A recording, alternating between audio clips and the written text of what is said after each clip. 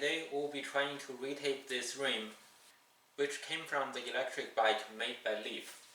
From the specifications, the rim should be tubeless ready, which means the rim tape that Leaf puts in should be airtight and we can just convert it to tubeless without a problem.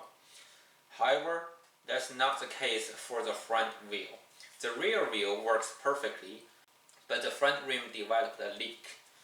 I couldn't identify where the leak is coming from, so instead we'll redo the rim tape and hopefully that fixes our problem.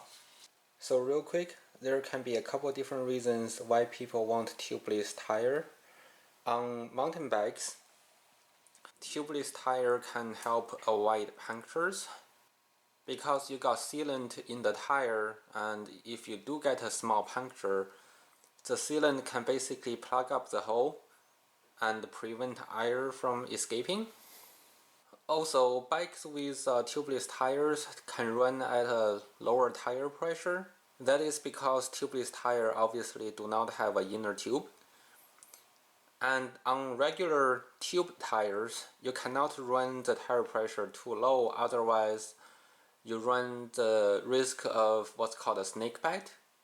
That's basically if your tire pressure is too low and you hit a bump on the road, like a really big bump, the rim can actually make contact with the road, and when that happens, the rim will squeeze the tire and make two small holes on the opposite sides of the inner tube. So with tubeless tire, since there is no inner tube, theoretically you won't get a snake bite anymore. But in reality, if your tire pressure is too low, you can still get snake bite even on your tubeless outside tires. So definitely check tire pressure every time you go out. And the benefit of having a lower tire pressure is that it will generally help your traction.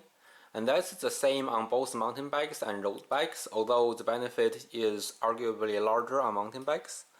On road bikes, you do still have the benefit of avoiding punctures though, and that is a really good benefit, so people are running tubeless tire on road bike as well. Actually, my mountain bike is still on regular tube tires, but my road bike is on a tubeless setup. Back to this e-bike, the reason I really want to convert it to tubeless tire is to avoid punctures. So what I found out is if you roll over some road debris, the debris may not puncture your regular bike, but it will puncture the e-bike because it's heavier. Obviously, I recorded this clip after the tubeless conversion has already been done, but that's enough of me talking. Let's jump back to installing the tubeless tires. So the first step will be giving the rim a thorough cleaning.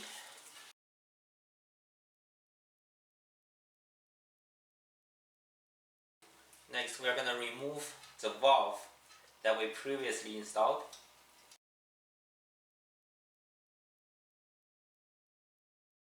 Next, let's remove the old rim tape. Give it another cleaning.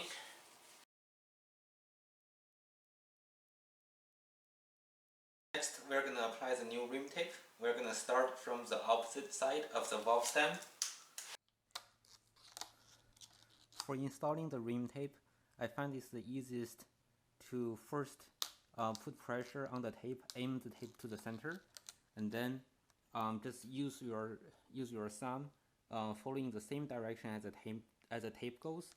Push the center onto the rim, make sure there is no air underneath it. And then use a tire lever to make sure the sides stick onto the rim as well.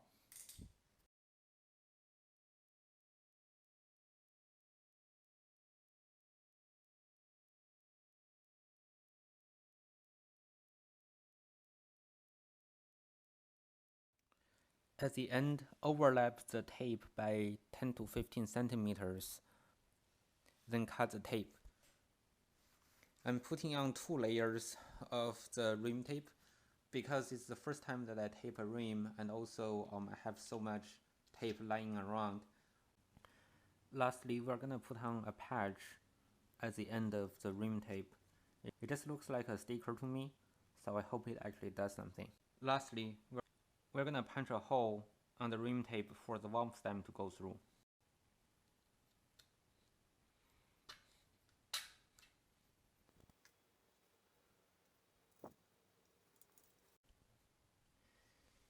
Alright, I have mounted the tire. Hopefully it doesn't leak.